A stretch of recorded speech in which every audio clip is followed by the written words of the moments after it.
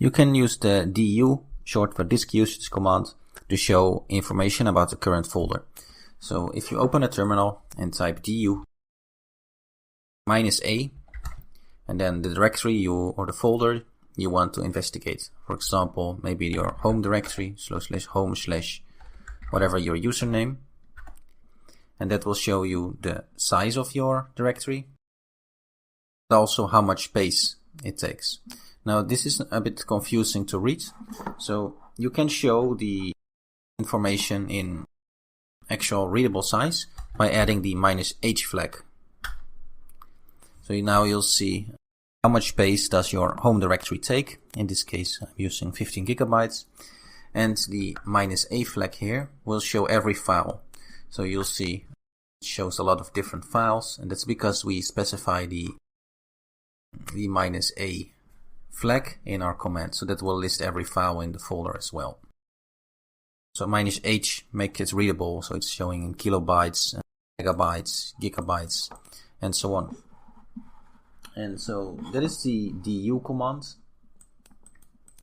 So if you don't want to list any files, just remove the -a.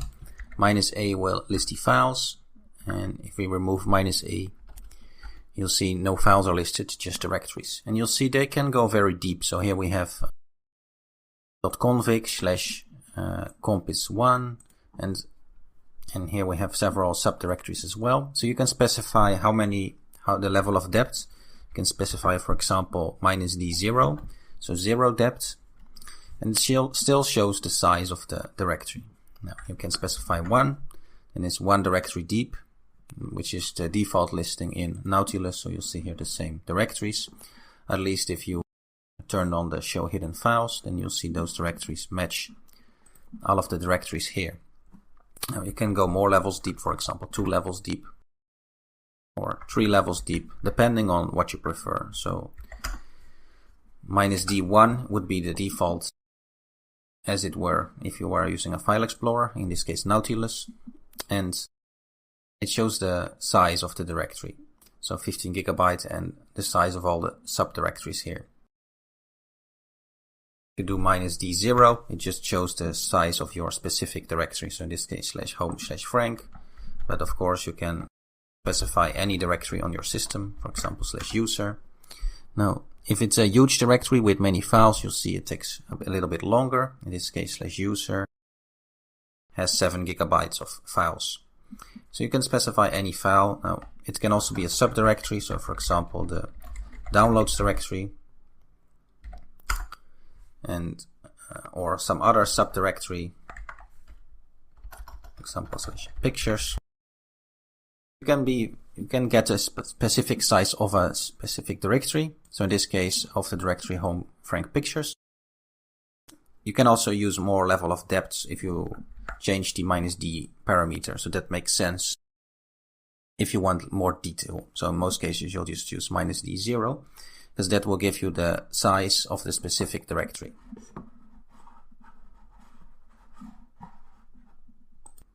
So you can also add the time flag. So if you type --time, maybe 0 level deep or 1 level deep, the directory, and make it readable. So now you'll see the directories, but also the time along with the size. So by adding the time flag, you can get also information about the specific time of the files or directories.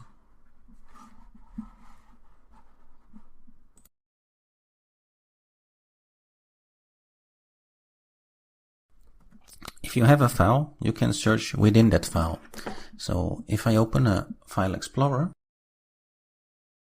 the downloads directory, you'll see I have some files here. For example, we have the file here, file.txt. We can view the contents. So if I click open, you'll see this file contains some regular text. Now I can enlarge the font size.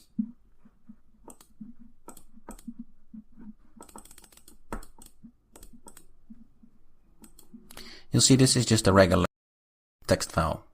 So file.txt. We can search within that file or within any file using the command line. So let me open a new window. You'll see the file contents on the right. I can go to the downloads directory, output the same file contents using the cat command. So by typing cat, it actually shows the file contents, which is the same as you would when you open it in a text editor. Now you can search within any file using the grep command. So if you type grep, followed by a pattern, and then the file name, it will search for that pattern inside the file. Now in this case, pattern is not in the file. So if I press enter, you won't see anything. But we can change the pattern.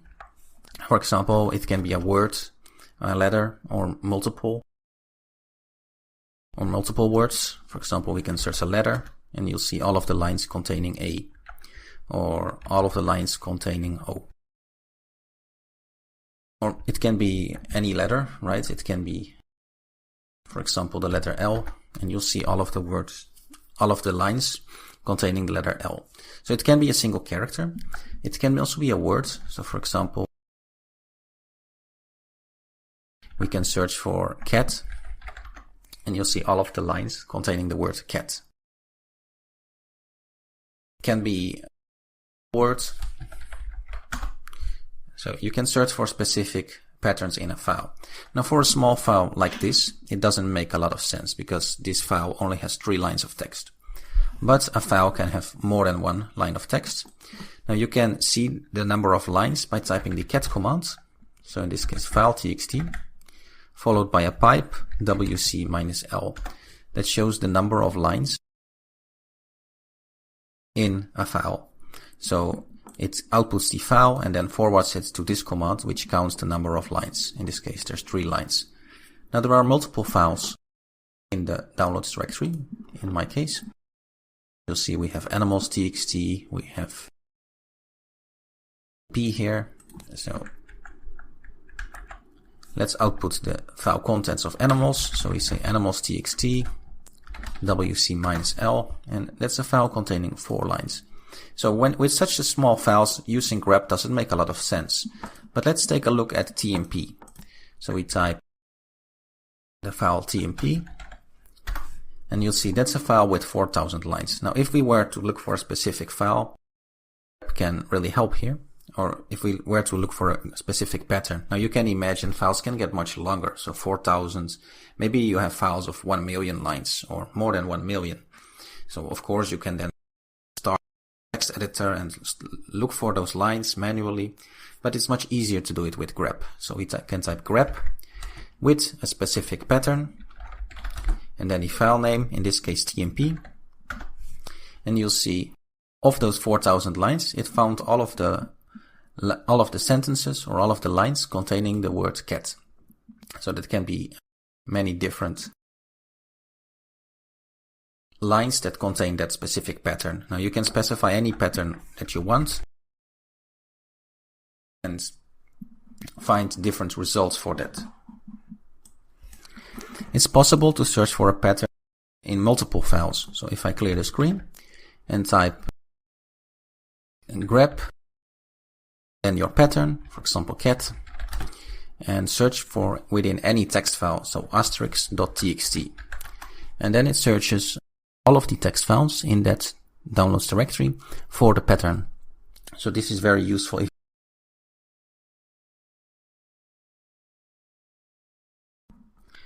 Let's take a look at another command, the translate command.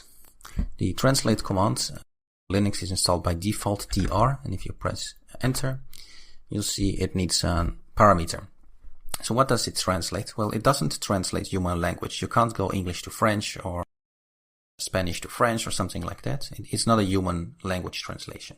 Instead, what it does is it translates text. So it converts text from one format to another. If you specify --help, you can find more information on the command.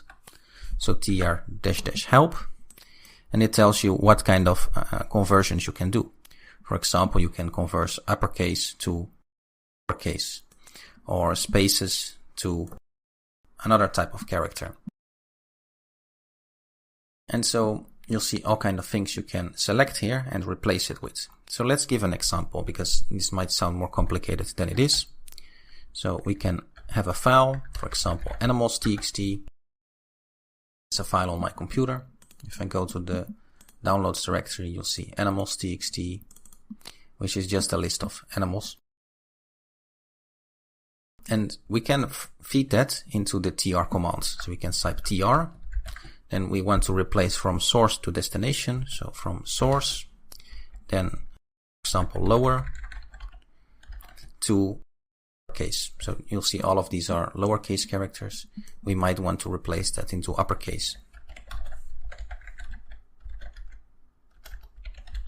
So this command will read the file, then forward it to translate, go from the source, so the source, in this case, all of these words, from lowercase to uppercase. If I press enter, you'll see all of these words now have been converted to uppercase characters. So this works for single words, but of course, it also works for sentences. So for example, file.txt contains a bunch of sentences.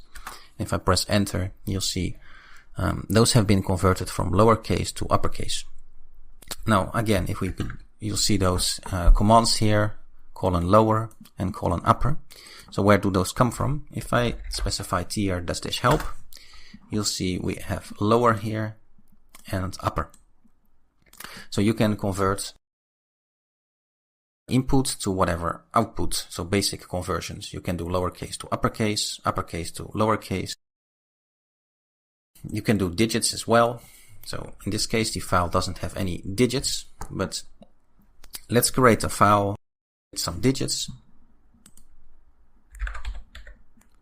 So let's say credit card 12345, expiry 2019, or whichever year, maybe 2025, and John, let's say some random file. Save it as in the downloads directory as card.txt. Now close this file. You can output the file contents with the cat command. Now let's say we want to replace digits. Then we feed it to tr from the source, which is a digit, and then what to replace it with. So for example, this is the file, and let's replace the digits with an X. So now what you'll see is the digits have been replaced in the file. X. Now, one thing to notice is that it doesn't actually overwrite the file. So if I output the file contents again, you'll see the file didn't change at all. It just, by default, the terminal output. If you want to store the output, you can add the greater than symbol, which takes all of the command output and save it into a certain file. For example, save.txt. And now all of the file contents, or actually all of the command output, has now been taken. So if you use the greater than symbol, it takes the command output, in this case this output, and saves it into a file save.txt. So if I go to the downloads directory, you'll see we have save.txt, and if I open that, we have the new file output. And that works for any command. For example, we can have the date command and forward the output into now.txt. Then we have a file now.txt, which we can output, and contains the current date. Because it's using this greater than symbol, you take the command output and save it into whatever file name you want. You'll see. If I take the file explorer and go to downloads, we have now.txt here with the date. So the tr command lets you translate one output to another kind of output.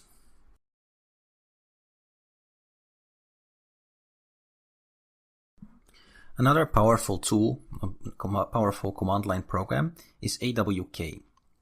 AWK also does text manipulation. So AWK should be installed. You just type AWK and you get this kind of output. So it's a scripting language. You can use this for manipulating text or data on your computer. So you can get, for example, certain words from a file or certain sentences and so on. So it's quite a powerful,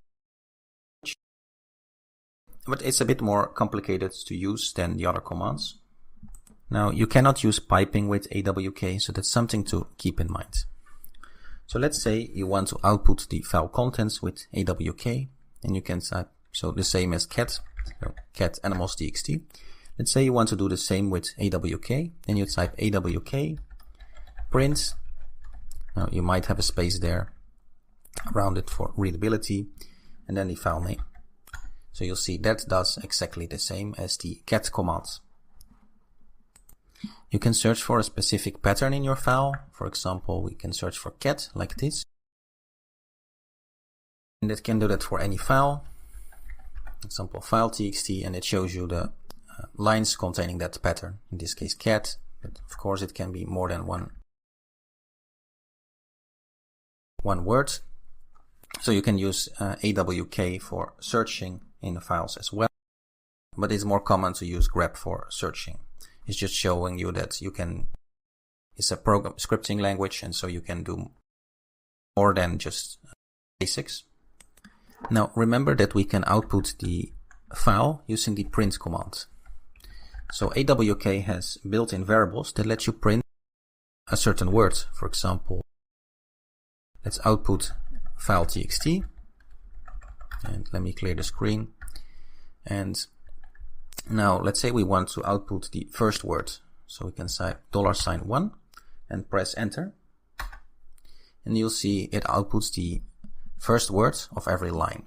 Now you might be interested in the second word of every line. You can select 2 and so on. So you can output words of every line by adding $1, $2, and so on.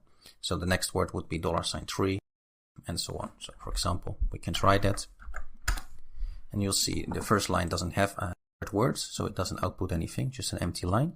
But then it outputs the third word of every line. So in this case, A and milk, which is the third word in this sentence.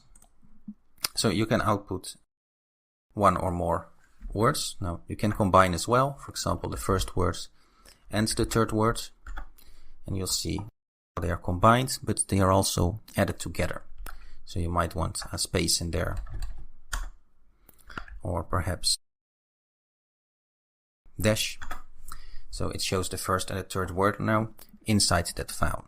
So it's very useful if you have a file with some data and you want to convert that into something more readable. So let's say we have another file, data.txt. You'll see a file with names, job, nationality, and salary in just a simple example file. Now let's say we want to select in that file, then we can use AWK. So for example, AWK, and let's print the first words and try it on your own for a moment. Try to output just the names in this file. Okay, so we can do that by typing print $1 with the file name. That would output just the names file. Now maybe we are interested in the names and the nationality being the third word, so we type $3 and outputs the name and the nationality. However, it puts everything together, so we want to have a space in there or a comma. Let's say a comma, and now it has the name and the nationality. Maybe we also want to output the salary, which is the fourth column, and we can say column $4. So now it outputs the name, nationality, and column, and converted it into a comma separated file. Now one thing to note is that this is not written anywhere. Data.txt is still the same. So if you want to save this output, use greater than and then your file name. So I'm now going to save it as data2.txt, and if we then output it, you'll see the output of that file, of that command output is now saved into the file.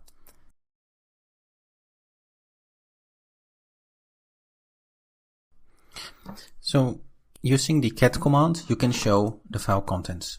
if I type cat with, in this case, animals.txt and press enter, it shows you the file contents.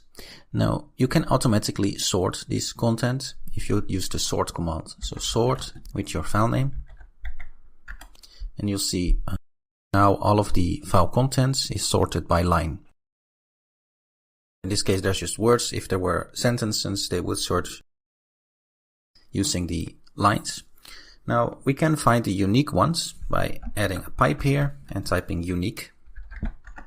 And that shows you the unique words file, but sorted alphabetically. So using the sort command, you can do that. If you want to sort in reverse order, you can add the -r flag. So -r, and you'll see that moves the whole file in reverse order, but still sorted. Now, instead of this output, so piping it into the command unique, you can specify the -u flag, which does the same. So that also removes the duplicates and only shows you the unique lines. If you want to save the output to a new file, you can use the -o flag and then your new file name, for example, save.txt. And now we have a new file, save.txt. So if I go to the downloads directory, you'll see I have save.txt.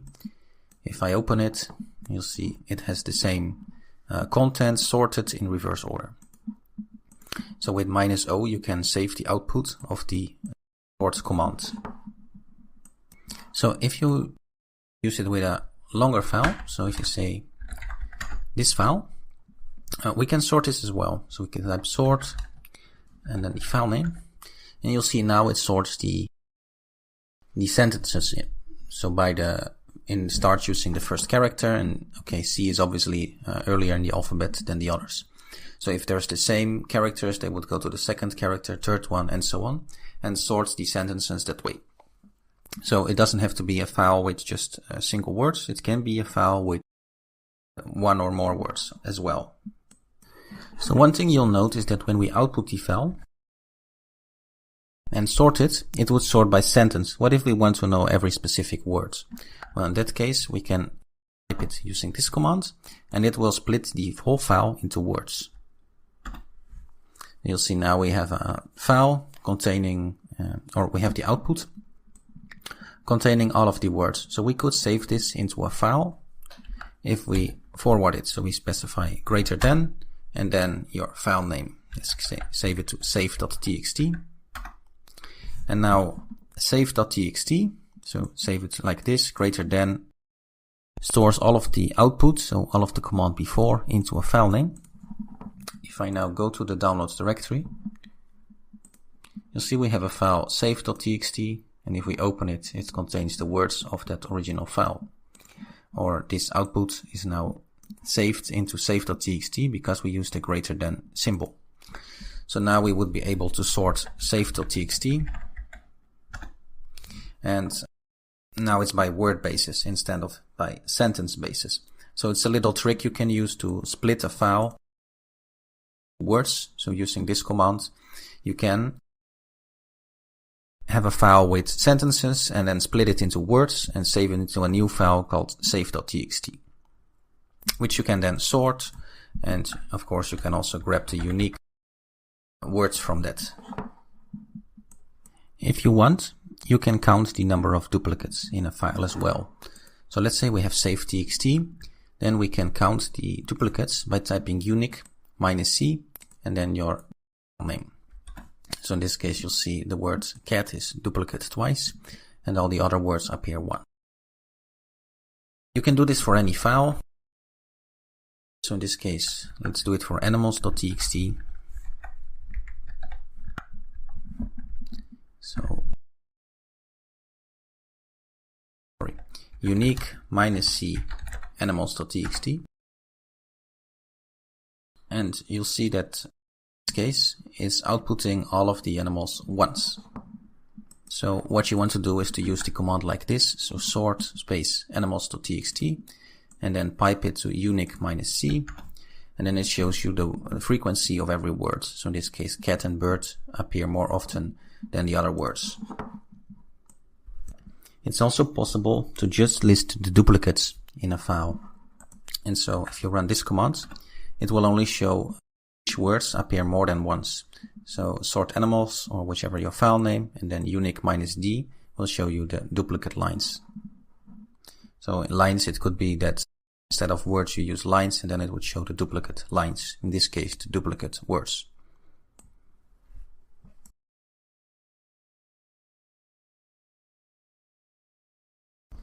So one thing you definitely have to know is that you can download files using the command line. You can do that with the command wget. And that way you can download any file from the internet. So if I type wget and with the URL or the link of any file. For example, I'm gonna copy the link of this file. Copy image address, right click, paste it, and press enter. And you'll see now this isn't gone well, so we're gonna add quotes around it. And you'll see it saved the file here. If I go to the downloads directory, you'll see the file has been downloaded using this command. So by wget, and then your link or your URL. So whatever web page / whatever your file name. So using wget, you can download files. So let's download another file. So that's, let me clear the screen here. wget, quotes, and then the URL of your file. So for example, right click, copy image address, paste, and it will download that file onto the computer. You'll see it downloaded another file from the internet onto the computer using the wget command. So one thing you'll see is that this file name doesn't make any sense. So we're going to remove those files and we'll download again, but now specify a file name. So -o in the file name. So in this case, we have some image here. Let's save it as cat.jpg. And we do that by specifying -o to the file name. So that's wget link -o and then your, -o and then your file name. In this case, I saved it as cat.jpg. So you'll see it saved the file into cat.jpg. So to download, we can type wget, then the link with quotes around. So whatever link, -o file name. Now in this case, again, I'm downloading some image of a cat. And the file name, I'm just going to copy that from the internet. Paste it in, enter, and you'll see that the image is now downloaded from the internet. So wget is a tool that you can then use to download whatever file. It can be an image, but it can be any type of file. It can be a text file or audio file, PDF or document, whatever. And it downloads that from the internet onto your computer just using the command line. So the browser doesn't even have to be open. You'll see that if I delete the file here and run the command again, press enter, you'll see using the command line, it downloaded this URL, this file, onto the computer, to that file name. So you'll see we have the file there. So one thing you'll notice that when you download some file, it outputs a lot of text into the here. Like it almost completely fills our terminal with the information. So we can add the flag -q for quiet. So if you add -q to the command, you'll see it doesn't output any text, but it still downloads the file. So if I remove the file again and run the command with, let me just resize this.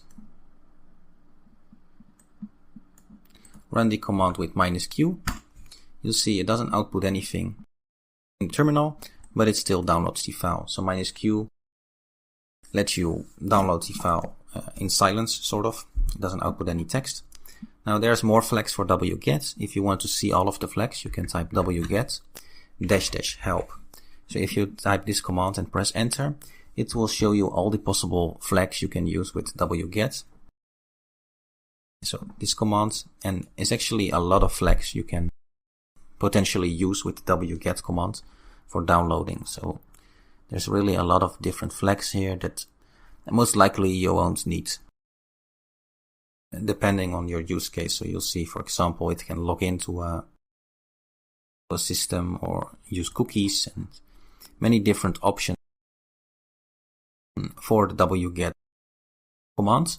But using the examples I showed you is like most of the use cases are like that.